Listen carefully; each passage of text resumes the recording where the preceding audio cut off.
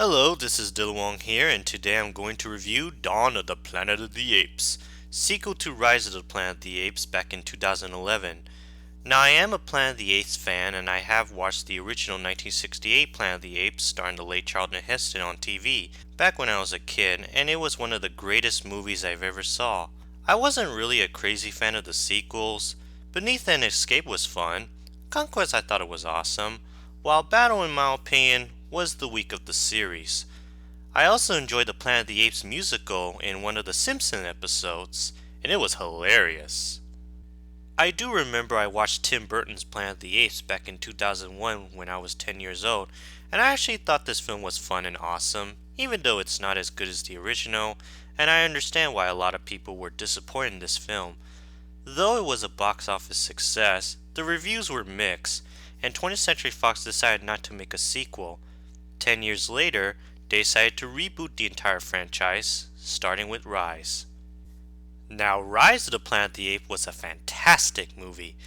It was my favorite Planet of the Apes movie since the 1968 version. The story of this film was very well told, the acting was great, the special effect was mind blowing. Unlike the previous Planet of the Apes films where they used makeup, this time they used motion captures.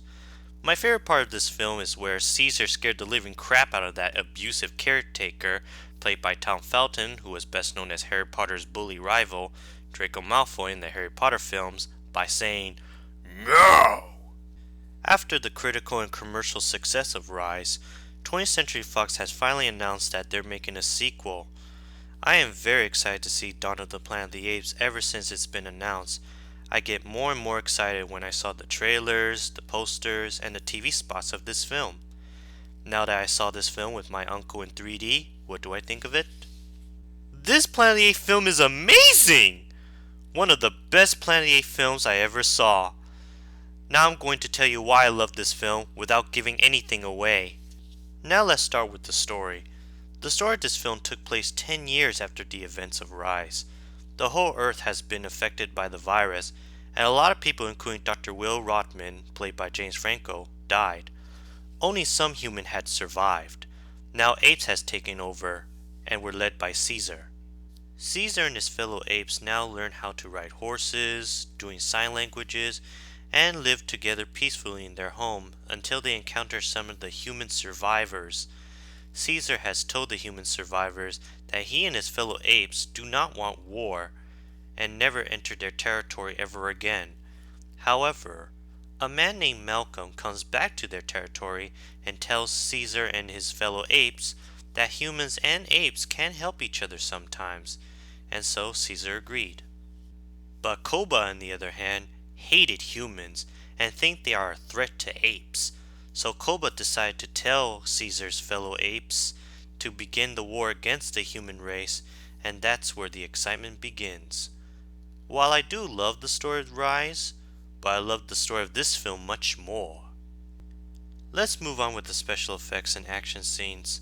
The special effects of this film are wonderful. I really like the environments where almost all the buildings are covered in vines during the post-apocalypse and the apes' territory. The best part of this film is the CGI motion capture of those apes. They look a lot more realistic, the way they act, move, and feel. Those actors who played those apes sure knows how to act like apes. For the action scenes, it was very intense. The battle between the humans and the apes are pretty brutal, yet amazing to look at. I also enjoy the explosions and the fight between the two apes, which I won't tell you who. Now for the acting, directing, and music. Let's start with Caesar the chimpanzee, played once again by Andy Serkis, who is best known for playing other motion capture characters like Gollum in the Lord of the Rings trilogy and its prequel, The Hobbit: The Unexpected Journey, King Kong in Peter Jackson's 2005 remake King Kong, and Captain Haddock in Steven Spielberg's The Adventures of Tintin. He did an amazing job as Caesar, as he did in Rise. His portrayal as Caesar was a very peaceful chimpanzee that cares for his wife Cornelia, his teenage son Blue Eyes, his baby son, his fellow apes who was loyal to him, and their home. Of course, much like Professor X in the X-Men franchise, He was very peaceful and kind to humans. Andy Serkis is truly the king of motion captures and a new generation of Lon Chaney.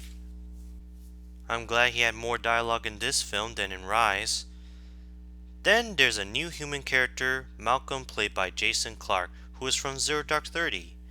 His character Malcolm is a very kind and caring man who has a teenage son and a second wife as well as wanting to help apes.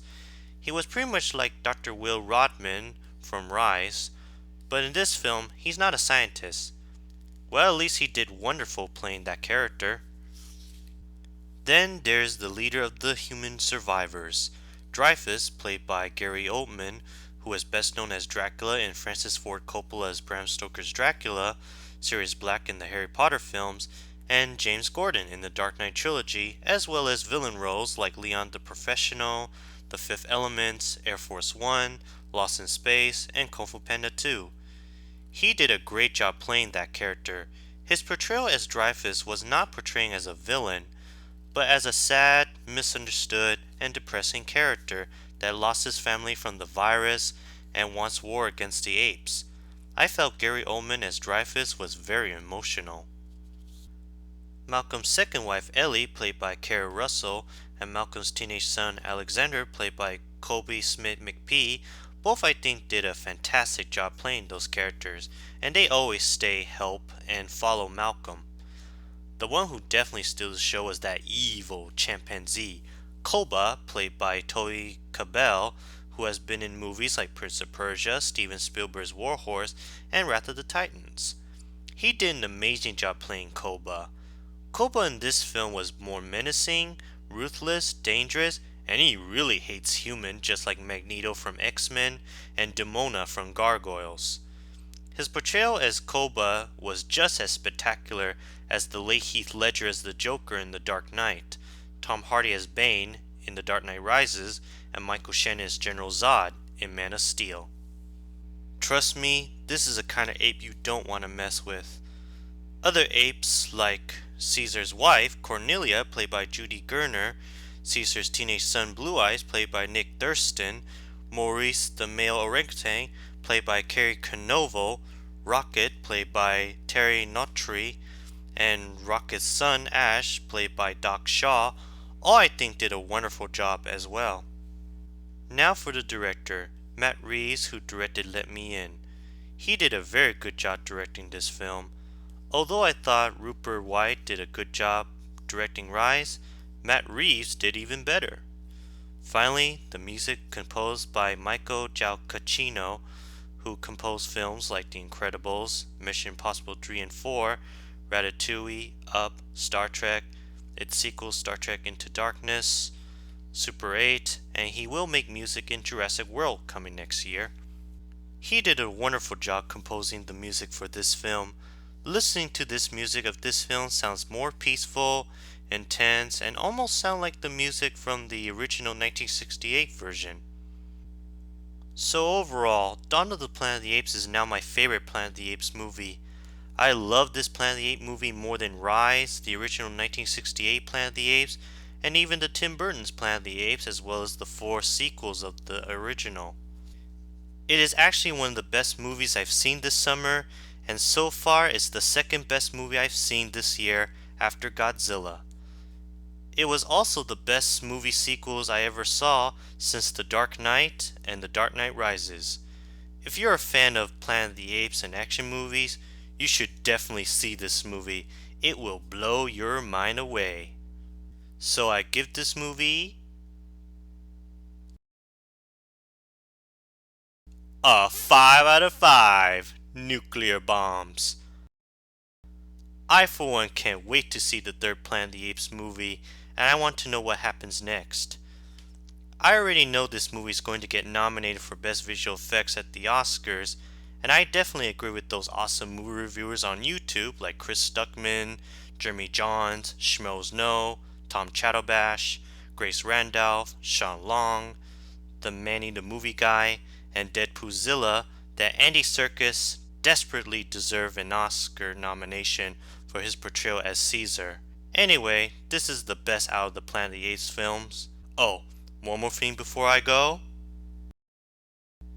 Apes! Together! Strong!